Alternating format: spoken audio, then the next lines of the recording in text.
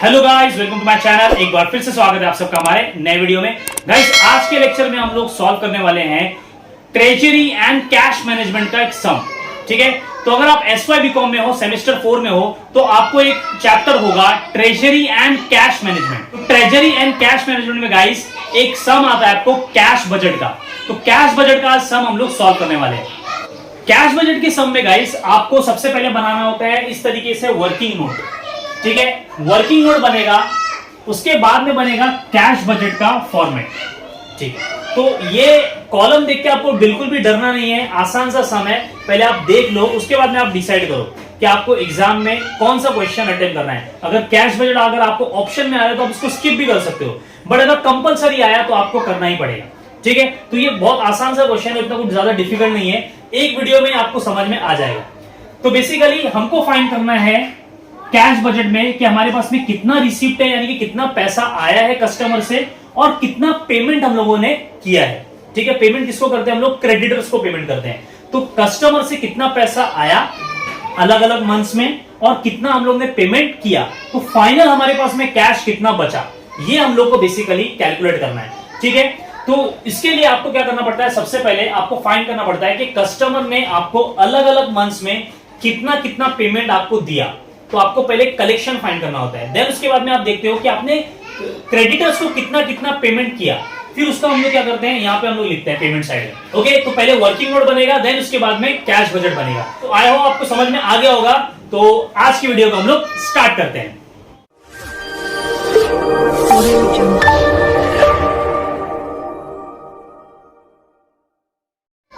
तो गाइस, आपको स्क्रीन पे क्वेश्चन दिख रहा होगा। JAB company making for a stock in the first quarter of the year is assisted by its banker with overdraft accommodation। यहाँ पे कंपनी का नाम दिया है, कंपनी का नाम JAB कंपनी है। ठीक है, यहाँ पे आपको उसका कैश बजट प्रिपेयर करना है। आपको कुछ डिटेल्स दिए हुए क्वेश्चन में, जैसे आपको नवंबर से लेके मार्च तक का डेटा दिया है, सेल्स का, परचेस का और वेजेस का। ठीक है, और यहाँ पे बोला है कि बजटेड कैश एट 1 जनवरी 17,200, मतलब 1 जनवरी को ओपनिंग कैश बैलेंस आपके पास में कितना है? 17,200 दिया हुआ है। यहाँ पे कुछ एडजस्टमेंट दिए हुए और लास्ट में नीचे बोला है you are required to prepare cash budget for the quarter 1 January to 31 March. मतलब आपको जनवरी से लेकर मार्च तक का क्या बनाना है? कैश बजट बनाना है। तो जनवरी से लेकर मार्च तक कितना हो गया? जनवरी, फरवरी, मार्च, यानी कि 3 मंथ्स का आपको क्या बनाना है? कैश बजट बनाना है। बट डेटा आपको जो दिया हुआ कौन सा दिया है? नवंबर से लेकर मार्च तक का डेटा दिया हुआ है। तो वर्किंग नोट तो हम लोग नवंबर से लेकर मार्च तक का करेंगे, बट कैश बजट जो हम लोग बनाएंगे वो कौन सा बनाएंगे? जनवरी, फरवरी एंड मार्च का ही बनाएंगे। ठीक है, अब यहाँ पे आप देख सकते हो, सबसे पहले आपको करना क्या होता है वर्किंग नोट में? यहाँ पे आपको लिखना होता है टॉप पर सेल्स। जितने भी मंथ दिए रहेंगे आपको क्या करना है? उतने कॉलम बनाने। यहाँ पे आप लिखोगे सबसे पहले सेल्स। ठीक, अब जितना भी अमाउंट सेल्स का दिया सबको क्या करना है? आपको एज इट इज लिख देना है। तो यहाँ पे आप देख सकते हो नवंबर का सेल्स है 1,20,000, 1,28,000, 72,000,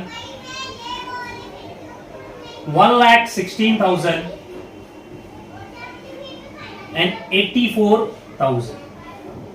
ठीक, सबसे पहले आपको क्या करना है? पूरा सेल्स लिख देना है। उसके बाद अब यहां पे आपको लिखना होता है कि आपको जो आपने सेल्स किया है, आपको कस्टमर ने कब कब पैसा और कितना कितना पैसा दिया। तो यहां पे आप एडजस्टमेंट में देख सकते हो, credit terms of sales on payment by the end of the month following the month of supply on an average 1.5 of the sales are paid on the due date.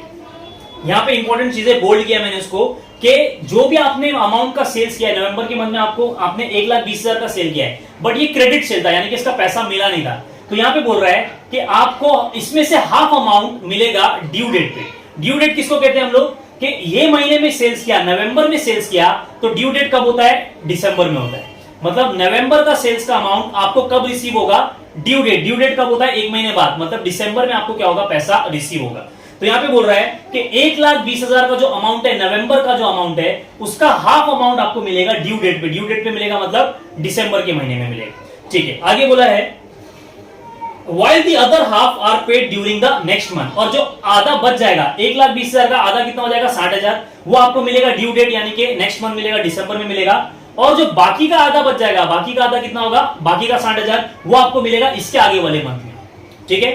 तो नवंबर का सेल्स आपको मिलेगा due date पे, due date मतलब दिसंबर में मिलेगा, और बाकी का जो आधा बच जाएगा वो उसके भी अगले मंथ में मिलेगा। तो यहां पे आपको लिखना पड़ता है सिंपली रिसीव फ्रॉम डेटर। यहां पे आप लोग लिखेंगे रिसीव्ड फ्रॉम डेटर। यहां पे आप कलेक्शन फ्रॉम डेटर भी लिख सकते हो। तो यहां पे हम लोग लिखते हैं ड्यू डेट, ड्यू डेट, ठीक है। तो यहां पे 1,20,000 का जो अमाउंट है वो इस महीने नहीं मिलेगा। अगर ड्यूरिंग द मंथ बोला होता कि पैसा ड्यूरिंग द मंथ मिल रहा है तो हम लोग यहीं पे अमाउंट लिखते हैं, लेकिन यहाँ ये वाला अमाउंट जो मिलने वाला है ड्यू डेट पे, ड्यू डेट मतलब 1 महीने बाद, तो 1,20,000 का आधा कितना होता है 60,000, तो यहां पे हम लोग को मिलेगा 60,000, ठीक है। ये वाला पेमेंट आपको यहां मिल रहा है आधा, और इसका जो आधा बच गया, आधा कितना बचा 60,000 बचा, वो कब मिलेगा, नेक्स्ट मंथ मिलेगा। नेक्स्ट मंथ के लिए हम लोग यहां पे लिखते हैं receive from debtor, receive from debtor next month, ठीक है। तो नेक्स्ट मंथ वाला हम लोग कहां पे लिखेंगे, यहां नहीं लिखेंगे हम लोग, यहां अमाउंट लिखेंगे, कितना है 60,000, समझा। और यहां पे नहीं आएगा कुछ, नेक्स्ट, और ये फर्स्ट कॉलम में कुछ नहीं आएगा। अब उसके बाद में जो दिसंबर का सेल्स है, सेम इस पे भी यही चीज रूल अप्लाई होगा। 1,28,000 का जो अमाउंट है वो कौन से महीने में मिलेगा, जनवरी में मिलेगा। जनवरी में मिलेगा कितना, आधा मिलेगा, और बाकी का जो आधा है वो कहां मिलेगा, फरवरी में मिलेगा। तो अब यहां पे देखो 1,28,000 का निकालो आधा, यहां पे आपको लिखना है 1,28,000 का आधा कितना होगा, 64,000 होगा। तो 64,000 यहां पे रिसीव होगा, ठीक है। और बाकी का आधा कहां रिसीव होगा, नेक्स्ट मंथ रिसीव होगा, यानी कि from receive from debtor next month यहां पे रिसीव होगा 64,000, ठीक है, समझा यहाँ पे आपको। उसके बाद में आ जाओ ये वाला सेल्स पे 72,000। 72,000 का कब मिलेगा, ड्यू डेट पे, ड्यू डेट पे मतलब इसके बाद वाले महीने पे। 72 का आधा कितना होगा 36,000, यहां पे लिखेंगे 36,000, और बाकी का आधा कहां मिलेगा, नेक्स्ट मंथ मिलेगा, तो यहां पे लिखेंगे 36,000, ठीक। अब 1,16,000 वाला जो अमाउंट है वो कब मिलेगा, नेक्स्ट मंथ मिलेगा, ड्यू डेट। 1,16,000 का आधा कितना होता है 58,000, यहां पे मिलेगा, और बाकी का जो आधा है वो मार्च के बाद वाले महीने पे, अप्रैल में मिलेगा, और अप्रैल का तो हम लोग ने कॉलम बनाया ही नहीं है, ठीक है। तो यहां पे इस पे आप लोग को स्टॉप कर देना है। वापिस से मैं एक बार बताता हूं कि 1,20,000 का जो अमाउंट था सेल्स का, वो आपको रिसीव होने वाला था हाफ ड्यू डेट पे। ड्यू डेट मतलब दिसंबर के महीने में, तो हम लोग ने हाफ लिख दिया, यहां पर ड्यू डेट यहां पे 60,000 लिख दिया। बाकी का हाफ कहां पे मिलेगा हम लोग को, बोला कि नेक्स्ट मंथ, इसके भी नेक्स्ट मंथ में। तो ये बाकी का 60,000 कहां मिलेगा आपने को, यहां पे हम लोग ने नया लिखा receive from debtor next month, यहां पे हम लोग ने लिख दिया 60,000, ठीक है। अब ये जो दूसरा दिसंबर का जो सेल्स था 1,28,000, इसका आधा अमाउंट कहां मिलेगा, जैन में मिलेगा। तो आधा अमाउंट 1,28,000 का कितना लिख दिया 64,000, यहां पे 64,000 लिख दिया, और बाकी का आधा कहां लिख दिया हम लोग ने, नेक्स्ट मंथ के सामने यहां पे लिख दिया हम लोग ने 64,000। 1,16,000 का जो आधा अमाउंट है वो मिला यहाँ पे 58,000, और बाकी का जो आधा है वो मिलेगा नेक्स्ट मंथ, यानी कि अप्रैल में, और अप्रैल का कॉलम अपने पास में नहीं है, तो यहाँ पे हम लोग इतना इसको कर लेंगे। उसके बाद में गाइस आपको लिखना होता है, इसको टोटल करना है आपको, टोटल कलेक्शन।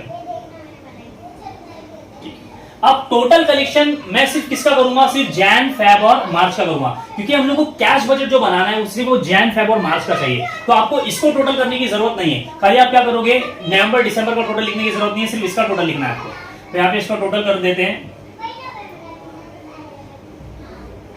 इसको टोटल करेंगे तो कितना आएगा अमाउंट,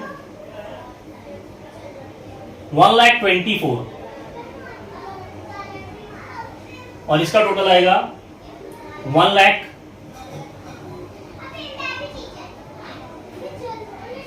और इसका टोटल आ रहा है 94। एक चीज याद रखना है गाइस, सेल्स का अमाउंट मैं जोड़ नहीं रहा हूं, मैं सिर्फ ये कलेक्शन वाला अमाउंट जोड़ रहा हूं। चाहिए तो मैं यहां पे एक लाइन बना देता हूं, नहीं तो आप लोग क्या करोगे, सेल्स का अमाउंट भी इंक्लूड कर दोगे इसमें।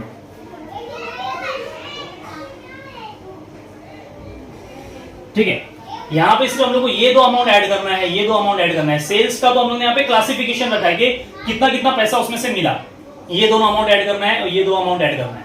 ठीक है, ये हो गया टोटल कलेक्शन कितना मिला हम लोग को डेटर से। अब उसके बाद में नेक्स्ट यहाँ पे हम लोग को बताना होता है वर्किंग नोट में कि आपने कितने का परचेस किया था, रॉ मटेरियल कितना परचेस किया था। तो यहाँ पे आपको लिखना है, जैसे आपने सेल्स लिखा है वैसे अभी आपने को यहाँ पे लिखना है परचेस लिखना है, परचेसेस ऑफ रॉ मटेरियल। आपने रॉ मटेरियल कितना परचेस किया। तो यहाँ पे आप देख सकते हो क्वेश्चन में आपको गिवन है 83,000 है नवंबर के महीने का, 96,000 है दिसंबर के मंथ का, 1,62,000 जो कॉलम में है वहां से बोल रहा हूं मैं, 1,64,000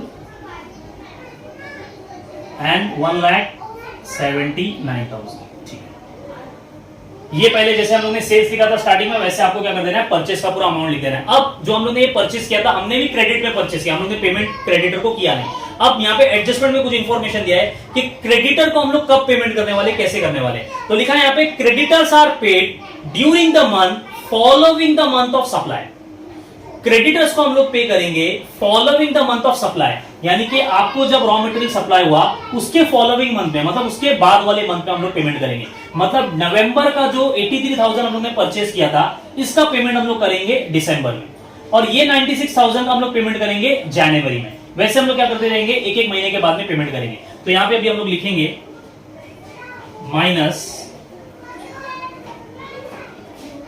पेमेंट टू क्रेडिटर्स। ठीक है, जो हम लोग ने क्रेडिटर्स किया, यहां पे आप माइनस नहीं लोगे तो भी चलेगा। तो यहां पे क्रेडिटर को 83,000 कब मिलेगा, नेक्स्ट मंथ मिलेगा 83,000, और ये 96,000 कब मिलेगा, जैन के महीने में मिलेगा, और ये 162,000 कहां मिलेगा, इधर मिलेगा, और ये 164 इधर मिलेगा, और ये 179 वो अगले महीने मिलेगा जिसका हमारे पास में कॉलम नहीं है। ठीक है, अब ये एक ही है पेमेंट, तो यहाँ पे यही टोटल है इसका। ठीक है, इसको अगेन वापस से इसमें ऐड नहीं कर देना, ये ऊपर वाला, इसी का हम लोग ने पेमेंट नीचे लिखा हुआ है। ठीक है, तो ये टोटल मिल गया मुझे पेमेंट वाला। उसके बाद में वेजेस के लिए कोई एडजस्टमेंट दिया नहीं है, तो वेजेस का जो है डायरेक्टली हम लोग यहाँ पे पेमेंट में लिख सकते हैं। ठीक है, कौन कौन से महीने का, जैन, फेब एंड मार्च का हम लोग सिर्फ लिखेंगे। अब यहाँ पे स्टार्ट करते हैं। हमारा जो मेन कैश बजट है, ये हमारा वर्किंग नोट बन के रेडी है। ठीक है, यही हमारा जो क्रेडिटर का जो है यही फाइनल टोटल अमाउंट है। अब यहाँ पे ऐड रिसीप्ट से पहले यहाँ पे आपको दिख रहा है ओपनिंग कैश बैलेंस। तो ओपनिंग कैश बैलेंस गाइस आपको क्वेश्चन में ऑलरेडी दिया हुआ है कि cash at bank on 1 January is 17,200। यहाँ पे आपको लिखना है 17,200। This is the opening balance of Jain month. अब यहाँ पे रिसीप्ट जो है वो जो आपको रिसीव हुआ डेटर से, ड्यू डेट वाला और नेक्स्ट मंथ वाला कितना है, 1,24,000, 1,00,000 और 94,000। यहाँ पे आपको लिख देना है रिसीव फ्रॉम डेटर्स। कितना रिसीव हुआ डेटर से, 1,24,000 यहां पे आपको मिला, 1,00,000 यहां पे मिला, और 94,000 यहां पे मिला।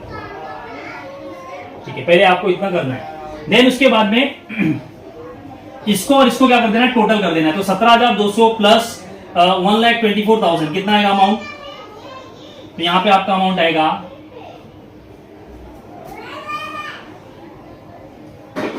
1,41,200।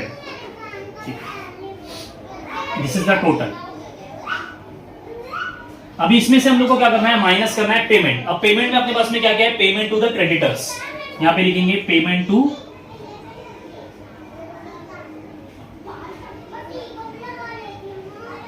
क्रेडिटर्स। पेमेंट टू क्रेडिटर्स कौन कौन सा लेना है हम लोग को, जनवरी, फरवरी एंड मार्च वाला लेना है सिर्फ। 96,000, देन उसके बाद में 96,000 के बाद में कौन सा लोगे, 1,62,000, एंड लास्ट में है 1,64,000। उसके बाद में जो वेजेस है, वेजेस का जो एक्सपेंडिचर है वो भी लिखना है हम लोग को, उसका भी पेमेंट करना पड़ता है। वेजेस, तो क्वेश्चन में आप वेजेस देख सकते हो, आपको जैन, फेब और मार्च का देखना है सिर्फ। तो यहाँ पे आपको वेजेस दिख रहा होगा 8,000, 4,000 एंड 10,400। ठीक है, सिर्फ ये 3 मंथ्स का आपको क्या करना है, वेजेस लेना है। अभी क्या करना है, पहले हम लोग पहला कॉलम सॉल्व करते हैं। ये टोटल अमाउंट था, इसमें से आपको ये दोनों क्या करना है, माइनस करना है।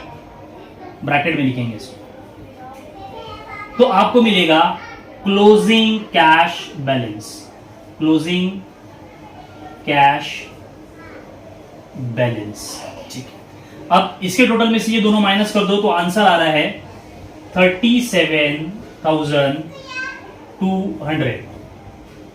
ठीक है, तो जनवरी का आपको अमाउंट आ गया कि लास्ट में आपके पास में पैसा कितना बचा 37,200।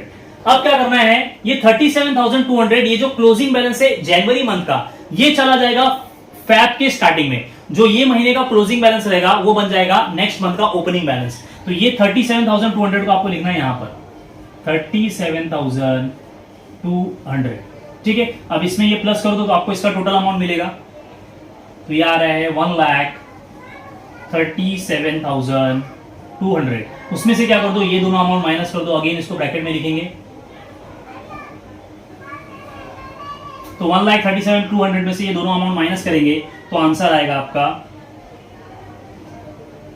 माइनस में आ रहा है ये वाला जो अमाउंट है इसमें से, क्योंकि 1,62,000 इज द बिगर अमाउंट और ये इसमें 4,000 और प्लस हो जाएगा, तो ये बड़ा अमाउंट है और ये छोटा अमाउंट है, तो यहाँ पे आंसर नेगेटिव में आएगा। तो ब्रैकेट में लिखेंगे यहाँ पे 28,800, this is the negative balance. ठीक है, क्योंकि ऊपर अमाउंट छोटा है और ये दोनों अमाउंट बड़ा है, तो यहाँ पे माइनस करने के बाद में नेगेटिव आएगा, तो नेगेटिव को हम लोग ब्रैकेट से बताते हैं। उसके बाद में आपको क्या करना है, ये नेगेटिव बैलेंस को ऊपर लिख देना डायरेक्ट ब्रैकेट में 28,800। ठीक है, तो अब ये प्लस माइनस क्या हो जाएगा, क्योंकि ओपनिंग बैलेंस में ऐड रिसीव करना है, तो अब यहाँ पे प्लस माइनस क्या हो जाएगा, ये माइनस हो जाएगा, तो यहाँ पे आंसर आएगा 65,200। ठीक है, 94,000 में 28,800 प्लस नहीं करना है क्योंकि ये नेगेटिव बैलेंस है, तो प्लस माइनस क्या होता है, माइनस हो जाता है, तो यहाँ पे 65,200 आएगा। देन उसके बाद में ये इसमें से क्या करेंगे, ये दोनों अमाउंट माइनस करेंगे, तो यहाँ पे लास्ट आपका जो अमाउंट आ रहा है वो अगेन ये दोनों अमाउंट बड़ा है 1,64,000 एंड 10,400, इसमें से 65,200 माइनस करोगे तो नेगेटिव बैलेंस आएगा। नेगेटिव बैलेंस आ रहा है 1,09,200। ठीक है, 1,09,200। तो final answer is 37,200, 28,800 negative balance, 1,09,200 negative balance. तो यहाँ पे आपका जो है कैश बजट सॉल्व हो गया है। ठीक है, आप एक बार देख लो सॉल्यूशन। आई होप कि गाइस आपको लेक्चर समझ में आया होगा। अगर आपको कोई भी डाउट है तो आप कमेंट में पूछ सकते हो। ठीक है, नेक्स्ट वीडियो में और भी क्वेश्चन सॉल्व करेंगे। ओके, तो चैनल पे हो तो सब्सक्राइब करिए, वीडियो को शेयर करिए। ओके, मिलते हैं हमारे नेक्स्ट वीडियो में, जब तक के लिए गुड बाय, टेक केयर।